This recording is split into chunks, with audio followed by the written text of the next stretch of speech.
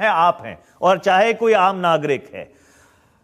भारत की ज्यूरिस्प्रूडेंस ये कहती है you are innocent until proven guilty,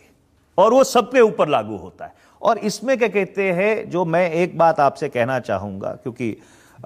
मैं इस देश की पत्रकारिता की बहुत इज्जत करता हूं, इस जो हमारा एक फ्री सोसाइटी है उसमें विश्वास रखता हूं, पर ये जो एक मीडिया ट्रायल है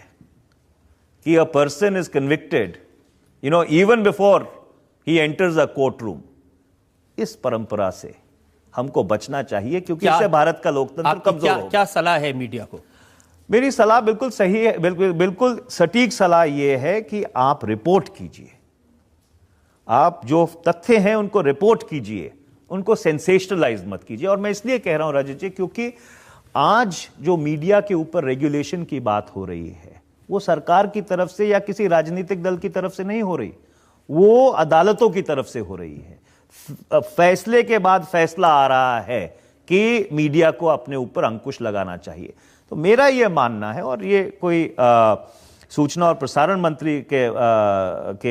नजरिए से नहीं, पर एक नागरिक के नजरिए से यह मानना है कि अगर अदालत निरंतर और लगातार, और कई अदालतें यह बात कह रही हैं, तो इसके ऊपर मीडिया को एक आत्मचिंतन करना चाहिए। आपकी मैं बात से पूरी तरह सहमत हूं, करना चाहिए, लेकिन सरकार को भी और अदालतों को यह भी आत्मचिंतन करना चाहिए कि उत्तराखंड की त्रासदी जनता के सामने ऐसे नहीं आती अगर मीडिया नहीं होता। दिल्ली में जिस बच्ची के साथ बलात्कार हुआ उसका केस फास्ट ट्रैक में नहीं जाता अगर मीडिया नहीं होता। नहीं, आपकी बात सही है, इसके दो पहलू हैं, और मैं इसीलिए कह रहा हूं कि इसमें समन्वय बहुत जरूरी है। कोई व्यक्ति ये नहीं कह रहा कि रिपोर्टाज नहीं होनी चाहिए, कोई व्यक्ति ये नहीं कह रहा कि आप तथ्यों को, जिस तरह से उत्तराखंड की ट्रेजेडी को मीडिया ने रिपोर्ट किया है, बड़ी जिम्मेदारी के साथ किया है। बहुत सारे ऐसे उदाहरण हैं,